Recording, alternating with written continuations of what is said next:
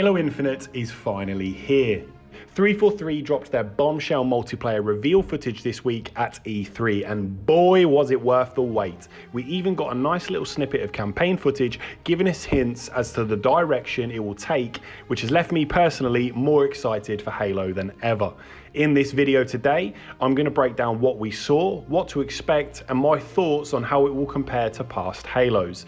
There's a lot to digest here, and over the next couple of weeks, 343 will be releasing even more details leading up to what I imagine will actually be a beta. As always guys, if you enjoy the content, don't forget to hit them like and subscribe buttons to watch more Halo goodies. If you do enjoy watching live streams, head over to twitch.tv/IceMayne Gaming to watch me play the Halo Master Chief Collection and Halo 5 leading up to the release of Halo Infinite. I am at some point going to get a playthrough of the campaigns from start to finish, so feel free to drop by. It's been a long wait, but the 6th game in the blockbuster Halo series finally has a release date. Kind of.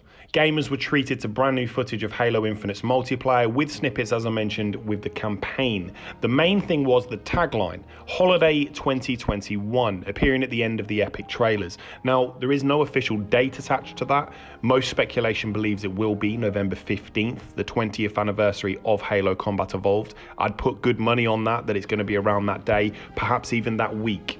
But at the minute, nothing is confirmed. So after the E3 trailer, which I have actually been showing during this video, we had the multiplayer roundup with 343 afterwards. So to kick things off with the multiplayer reveal, I'm going to run through some of the fun toys, aka equipment, they actually shown off first. Halo Infinite appears to go back to basics, a la Halo 3-esque equipment placed around the map.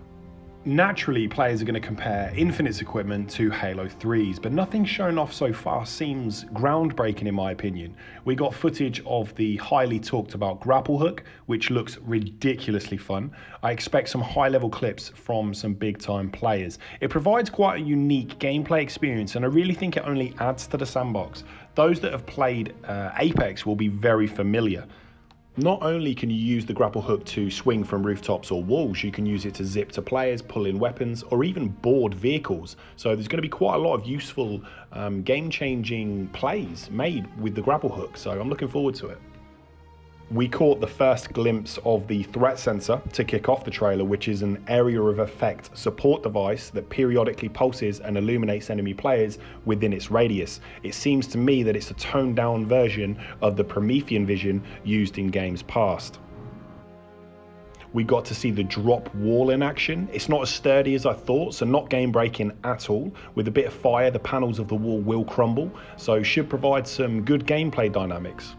And then lastly, the most impressive equipment was the new repulsor, which can be used to reflect incoming projectiles with precise timing. But not only that, it can repulse your own Spartan akin to a rocket jump. This should provide some awesome movement techniques despite a return to a more grounded combat coming from Halo 5. We did see the invisibility and the overshield featured, so nice to see those classics sticking around also. But whether it's zipping across the map to gain the high ground using the grapple shot or digging in your defenses with drop wall, the equipment brings new strategic and tactical options to multiplayer, and 343 have confirmed more additions to come in future seasonal updates.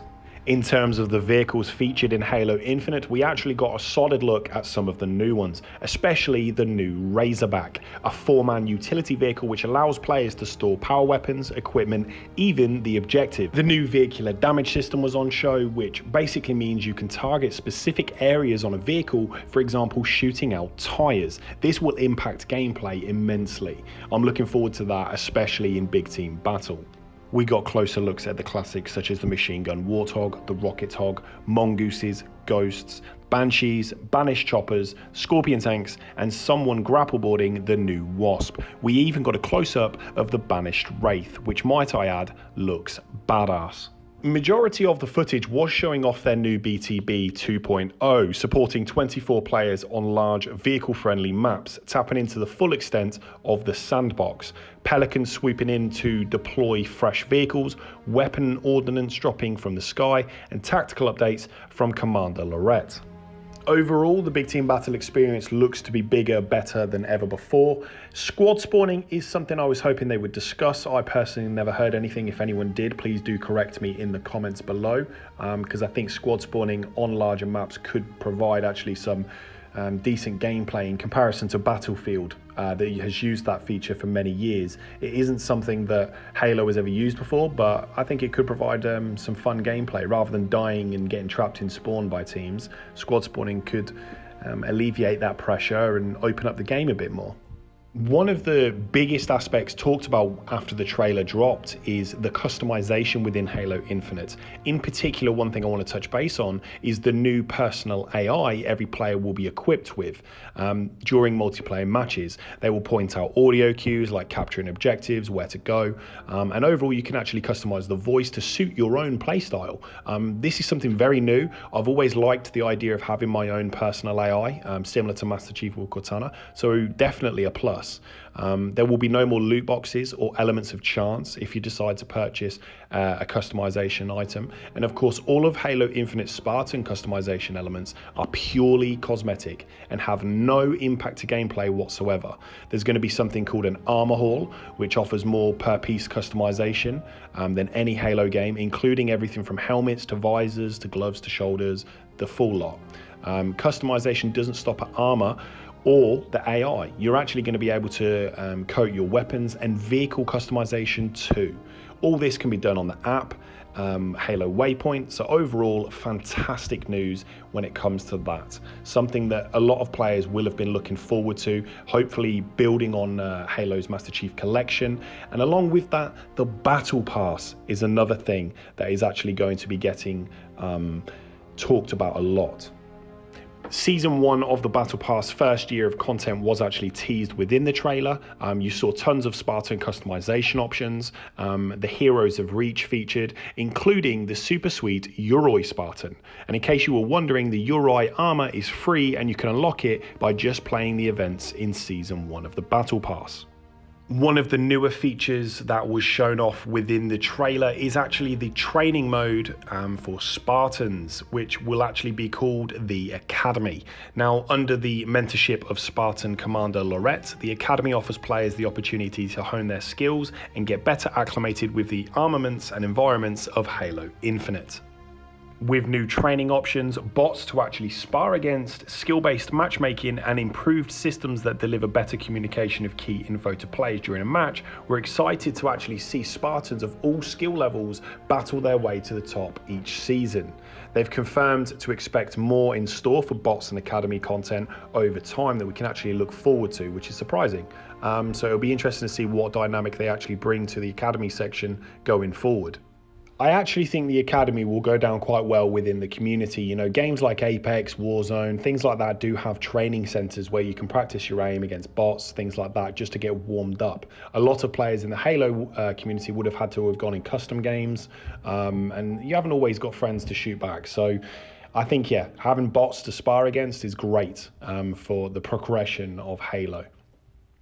In terms of map design, they've shown us some screenshots of maps in work. The standard 4v4 arena remains the same, with teams fighting for power weapons, equipment placed on the map, and map control. The legendary multiplayer announcer Jeff Steitzer is back, and overall I'm looking forward to getting stuck in. I'm hoping that maybe they allow some of the commentators from the Halo 5 Pro series to break down some maps prior to launch. Even still, with the beta, it'll be nice just to get stuck in on some of those, just to see what they offer. Map design is actually one of the key and pivotal things that I think Halo 5, in my opinion, lacked. You look at previous games, Halo 2, 3, even 4 to an extent, they had brilliant map designs. And I think with the sprint aspect, it can cause some tricky situations. So I'm hoping with the sprint involved, and I did notice there is sliding also, but no thruster packs. Again, it's going to be interesting to see the dynamic on the maps is all I'm going to say.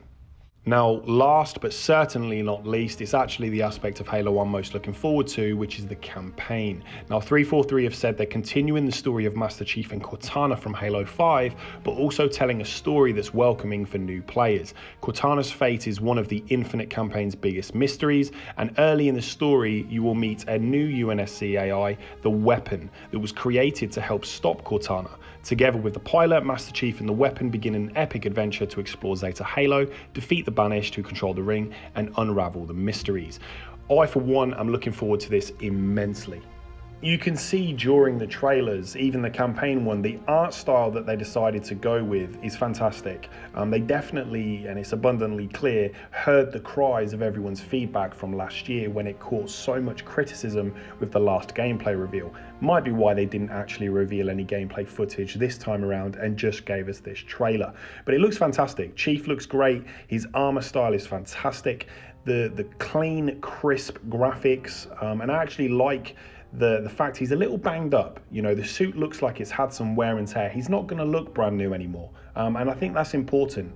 So it's interesting to see the journey he may have taken from Halo 5 to now, but overall I do love the direction they're going. I know I probably sound like a real big fanboy right now, but overall, with the graphic change from the footage we saw last year to now, I'm only feeling positive. With the story, I'm anticipating a more simplified version. We're on a ring, we're fighting brutes or Covenant or whatever happens. I know we're fighting the Banished to start off with. That may evolve and develop, end up having a fight with Sharam, and then eventually the main plot will boil down to Chief's journey to find Cortana. There's a lot of interesting dynamics when thinking about the Infinite campaign. Obviously, they've introduced the pilot, which could potentially be another character akin to Sergeant Johnson, like your right-hand man that's going to carry you through the campaign. And then you've got this new AI, the Weapon, which is technically supposed to be Cortana's replacement, as you can see. They'll pair you with another AI.